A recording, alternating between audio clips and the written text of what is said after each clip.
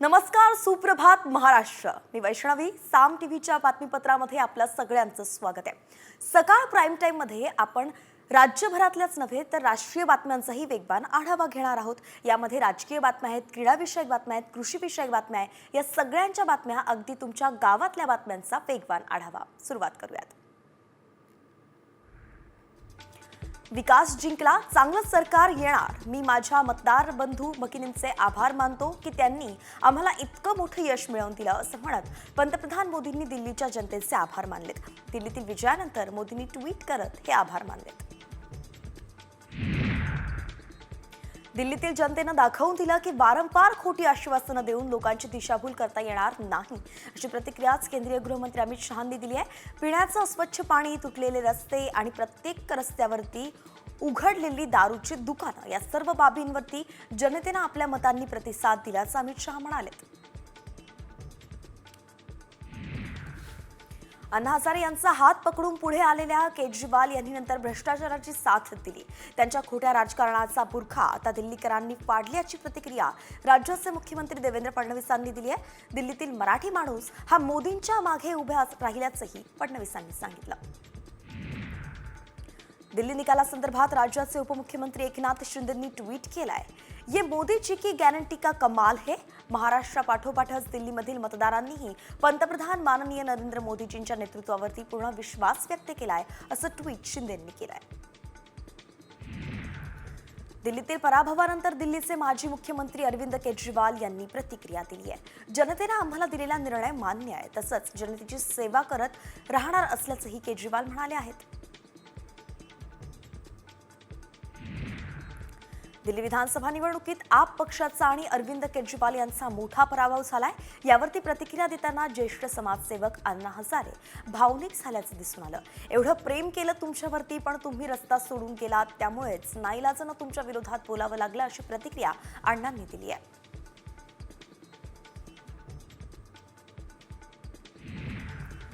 दिल्लीतील आपच्या पराभवानंतर आमदार रोहित पवार यांनी इंडिया आघाडीच्या नेत्यांवरती सवाल उपस्थित केलाय. निवडणुकीत आप आणि काँग्रेसनं समन्वय राखला नाही, यापुढील निवडणुका समन्वयानं लढतील का, असा थेट प्रश्नही रोहित पवारांनी विचारलाय. दिल्लीत भाजपचा विजय झाल्यानंतर भाजप आमदार सुधीर मुनगंटीवार यांनी प्रतिक्रिया दिली आहे. आप आणि केजरीवाल यांचा पराभव या दोन्ही गोष्टींचा आनंद आहे. आपल्या बापाचं विस्मरण करणाऱ्याला दिल्लीच्या जनतेनं धडा शिकवला, अशी टीका मुनगंटीवारांनी केली आहे. दिल्ली विधानसभा निवडणुकीत आप आणि काँग्रेस वेगवेगळे लढल्यामुळेच पराभव झाल्याचा टोला ठाकरे गटाचे खासदार संजय राऊतांनी लगावलाय. तर सत्ता, पैसा आणि यंत्रणेच्या पुढे आपचा निभाव लागू शकला नसल्याचंही राऊत म्हणाले. 27 वर्षांनंतर दिल्लीत भाजपचा मुख्यमंत्री होणार असून जनतेनं आम्हाला स्पष्ट कौल दिला आहे, अशी प्रतिक्रिया मंत्री गिरीश महाजनांनी दिली आहे. आम आदमी पार्टी लोकांना भूलथापा देत होती. केजरीवालांचा अतिशय वाईट अनुभव दिल्लीकरांना आला, अशी टीकाही महाजनांनी केली आहे. हिंदुत्व मानत नाही त्यांना लोकांनी जागा दाखवली. खोटं राजकारण करणारे केजरीवाल हे पराभूत झाले, तर आम्हाला न मानणाऱ्या काँग्रेसला एकही सीट मिळाली नाही, अशी टोलेबाजीच नवनीत राणांनी केली आहे. खोटी आश्वासनं देऊन दिल्लीची प्रगती करता येत नाही, हे दिल्लीच्या मतदारांना कळून चुकलंय. त्यामुळे दिल्लीमध्ये भाजपची आघाडी मोठ्या प्रमाणात पाहायला मिळाली आहे, असा टोला प्रसिद्ध कायदेतज्ञ उज्ज्वल निकम यांनी लगावला.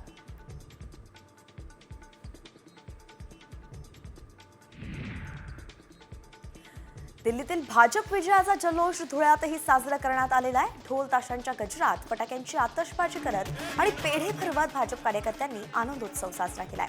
धुळे शहरातील जुना आग्रा रोडवरील राम मंदिर परिसरात हा जल्लोष पाहायला मिळाला. दिल्ली विधानसभेच्या निकालानंतर देशभरात भाजपकडून जल्लोष सुरू आहे. नागपूरमध्ये सुद्धा महिला आणि भाजपच्या पदाधिकाऱ्यांनी जल्लोष केला. ढोल ताशा वाजवत कार्यकर्त्यांनी आनंद व्यक्त केला.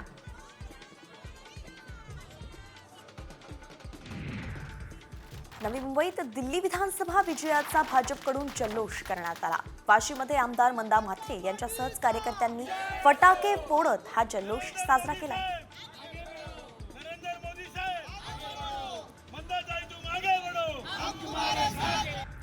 नाशिकच्या येवल्यामध्ये भाजप कार्यकर्त्यांकडून जल्लोष करण्यात आलेला आहे. दिल्लीत भाजपची सत्ता आल्यानं वाद्यांच्या गजरात उत्साह साजरा करण्यात आला.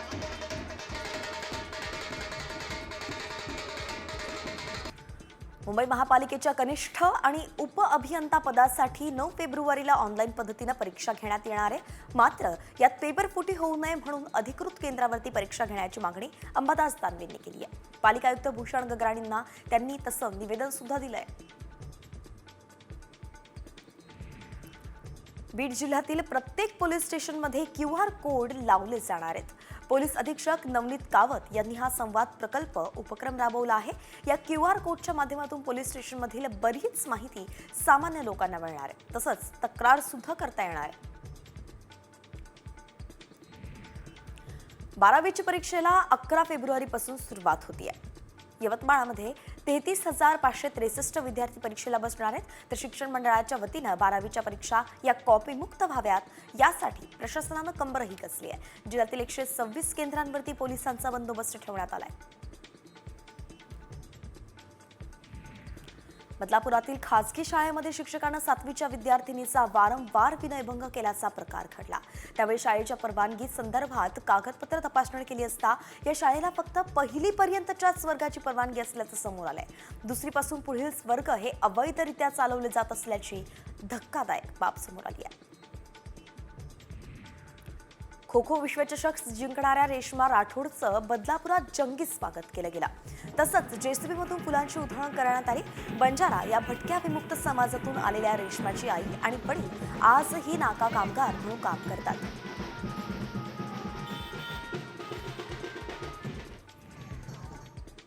आणि यानंतर राजकीय गोटातून अत्यंत महत्त्वाची बातमी समोर येते. बीड सरपंच संतोष देशमुख यांची हत्या होऊन आता 2 महिने पूर्ण झालेत आणि या प्रकरणात मंत्री धनंजय मुंडेंचा राजीनामा घेण्यावरती अंजली दमानिया आजही ठाम आहेत.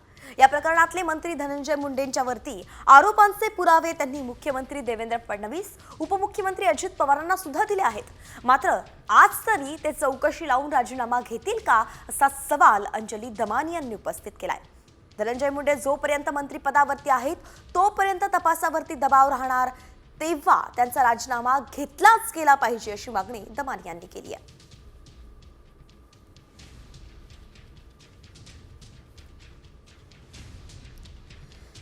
धनंजय मुंडेंच्या वरती आरोपांचे पुरावे मुख्यमंत्री, लोकायुक्त, अजित पवार, निवडणूक आयोग, CBI, CAG आणि ACBलाही पाठवते.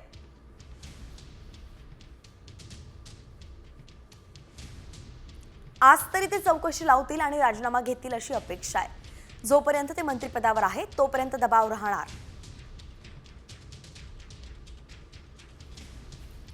तर त्यांचा राजीनामा घेतला जावा अशी मागणी केली आहे. आणि त्या स्कॉर्पिओ गाडीत सापडलेल्या फोनचा डेटा अजून का रिट्रीव्ह झाला नाही, तो बडा नेता कोण आहे हे अजून का कळलं नाही, असे काही सवाल सुद्धा दमानिया यांनी उपस्थित केलेत.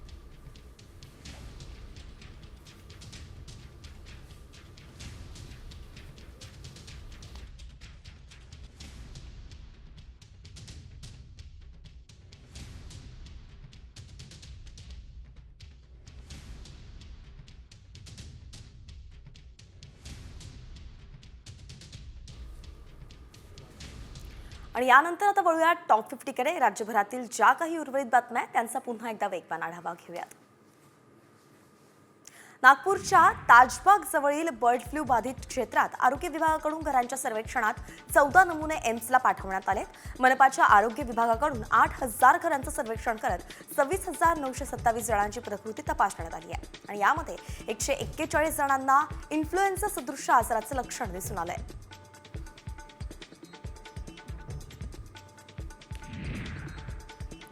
नांदेडमधील आश्रमशाळेमध्ये 59 विद्यार्थ्यांना विषबाधा झाली आहे. या विद्यार्थ्यांना जेवणातून विषबाधा झाली असल्याचं कळत आहे. महात्मा फुले निवासी आश्रमशाळेमध्ये ही घटना घडली असून विषबाधा झालेल्यांवरती सरकारी रुग्णालयात उपचार सुरू आहेत.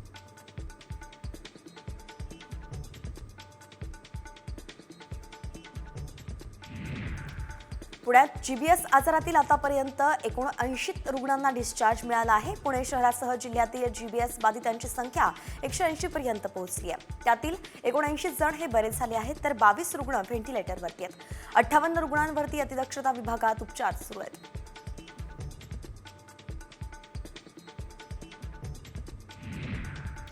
पुण्यात अवजड वाहनांवरील बंदीला तीव्र विरोध होतोय. वाहतूक कोंडी सोडवण्यासाठी पुण्यात अवजड वाहनांना 24 तास बंदी घालण्यात आली आहे. बांधकामाच्या मालाची वाहतूक करणाऱ्यांना आधी आर्थिक भुर्दंड सहन करावा लागणार असल्यानं आता घरांच्या किमतीही वाढणार आहेत. त्यामुळे हा निर्णय आता तातडीनं मागे घेण्याची मागणी केली जाते.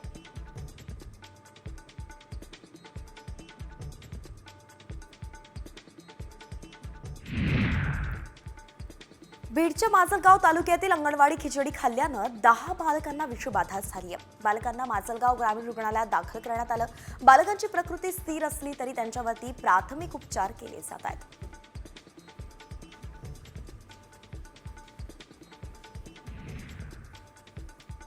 अमरावती शहरातील नागरिकांना मालमत्ता कर भरता यावा म्हणून अमरावती पालिका सुट्टीच्या दिवशी सुद्धा सुरू राहणार आहे.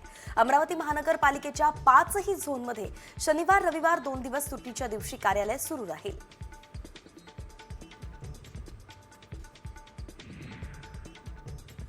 धाराशिवमध्ये 2274 लाडक्या बहिणींचे अर्ज रद्द करण्यात आले आहेत. 10 महिलांनी अनुदान बंद करण्यासाठी अर्ज केलाय, तर 2 बहिणींनी अनुदान जमा सुद्धा केलाय. तसंच इतर योजनेचा लाभ घेणाऱ्या महिलांच्या अर्जाची तपासणी मोहीम सुरू आहे.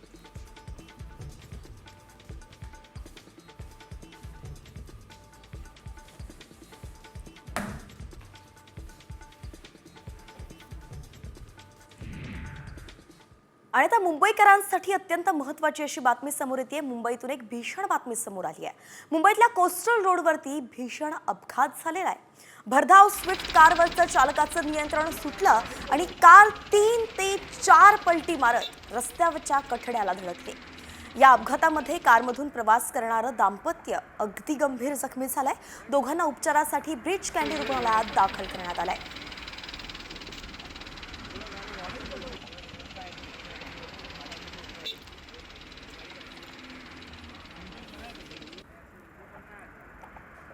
आणि आता बातमी ही मुंबईच्या खारमधून आहे. खार लोको शेडला काल रात्री भीषण आग लागली होती. आगीची माहिती मिळताच अग्निशमन दलानं तातडीनं घटनास्थळी धाव घेतली. अथक परिश्रमानंतर ही आग विझवण्यात अग्निशमन दलाला यश आलं. या आगीत सुदैवानं कोणतीही जीवितहानी झाली नाहीये, पण कार शेडचं मोठं नुकसान झालंय.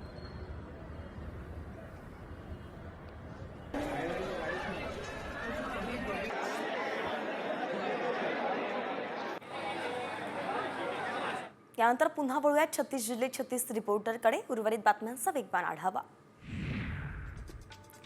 डोंबिवलीतील दीनदयाल रोड परिसरात एका बांधकाम साईटवरती क्षुल्लक कारणावरून हत्या झाल्याची घटना घडली आहे. जेवण सांडण्यावरून 2 मजुरांमध्ये किरकोळ वाद झाला आणि त्यानंतर सर्व झोपल्याचं पाहून जयसान मांझी यानं बांबूनं मारून गौरव जगतची हत्या केली. आरोपीला अटक करण्यात आली आहे.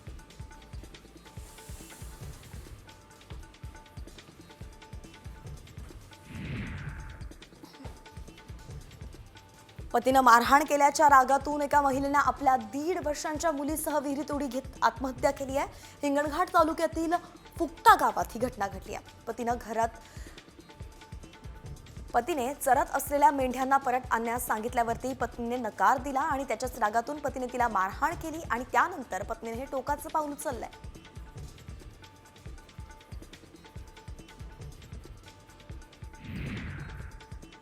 धुळ्यातील दोंडाई शहरात बस रस्त्यात अडवणूक केलेली आहे. त्यानंतर बसमध्ये चढून चालकास बेदम मारहाणही करण्यात आली आहे. वाहनाला कट मारल्याच्या वादातून हा प्रकार घडलाय आणि याबाबत व्हिडिओ सुद्धा समोर आला असून या संदर्भात चालकानं पोलिसांत तक्रार दाखल केली आहे.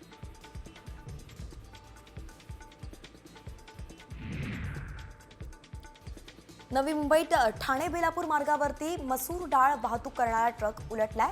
त्यामुळे या रस्त्यावरती मोठ्या प्रमाणात वाहतूक कोंडी झाली आहे. या ट्रक डाळीनं भरलेला असल्यानं केरेनच्या माध्यमातून बाजूला सारण्यात आलं. तसंच वाहतूक सुरळीत करण्यात आली.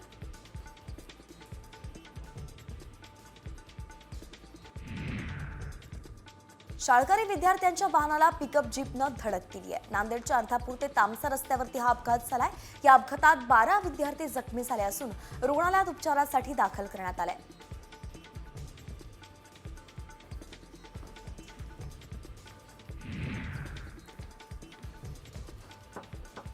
पुण्यात एका आईनं आपल्या 2 मुलांची गळा दाबून हत्या केली आहे. सासरच्या जाचाला वैतागून हे पाऊल उचललंय. यावेळी नवऱ्यावरही तिने कोयत्यानं वार केले आहेत। या प्रकरणी दौंड पोलिसांनी 3 वर्षीय महिलेला अटक केली आहे।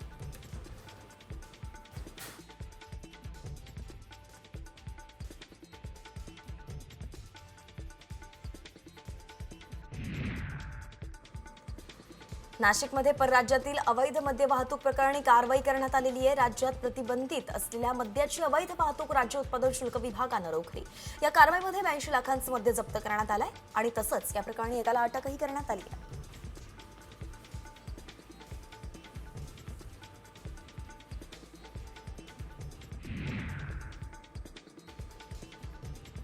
पिंपरी चिंचवड पालिकेनं चिखली आणि कुदळवाडी परिसरामध्ये 5000 अनधिकृत बांधकामांविरोधात कारवाई सुरू केली आहे। या पार्श्वभूमीवरती परिसरामध्ये मोठा चोख पोलीस बंदोबस्त लावण्यात आलाय। मात्र या ठिकाणी कारवाई होत असल्यानं व्यवसाय करणारे व्यापारी आणि कामगारांवरती मोठा संकट कोसळलंय।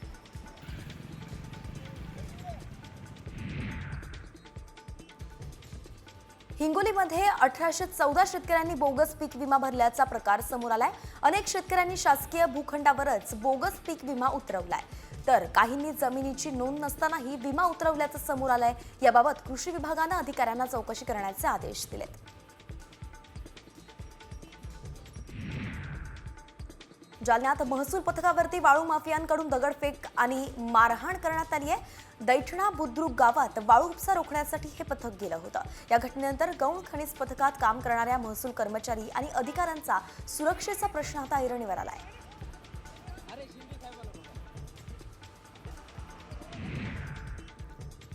नाशिक शहरासह अन्य भागात सुद्धा बांगलादेशी घुसखोर मजुरांचं वास्तव्य आढळून आलंय। बांगलादेशी घुसखोरांना राज्यातील वेगवेगळ्या शहरांमध्ये आणण्यासाठी एजंट्सचा वापर करण्यात येतो अशी माहिती अटक केलेल्या घुसखोरांकडून मिळाली आहे आणि या घुसखोरांना 10 फेब्रुवारीपर्यंत पोलीस कोठडीत सुनावण्यात आली आहे।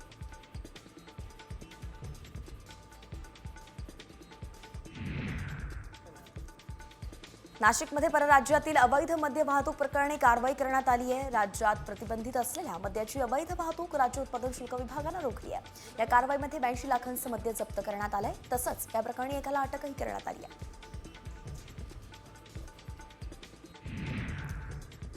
नागपूरच्या ताजबाग जवळील बर्ड फ्लू बाधित क्षेत्रात आरोग्य विभागाकडून घरांच्या सर्वेक्षणात 14 नमुने एम्सला पाठवण्यात आले। मनपाच्या आरोग्य विभागाकडून 8000 घरांचं सर्वेक्षण करत 26,927 जणांची प्रकृती तपासण्यात आली आहे। यात 141 जणांना इन्फ्लुएन्झा सदृश आजाराचं लक्षण दिसून आलं।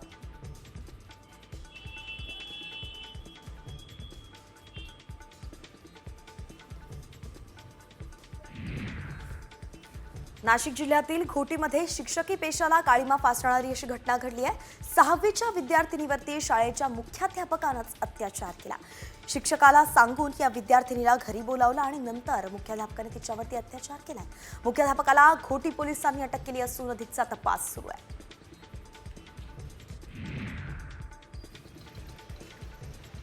कोल्हापुरात गांजा तस्करांच्या विरोधात विशेष मोहीम सुरू झाली आहे। 72 तासांत गांजा तस्करांच्या विरोधात 46 गुन्हे दाखल झाले, तर 55 गांजा तस्करांना अटक करण्यात आली आहे। तसंच गांजा तस्करांच्या शहरातून धिंड सुद्धा काढण्यात आली आहे।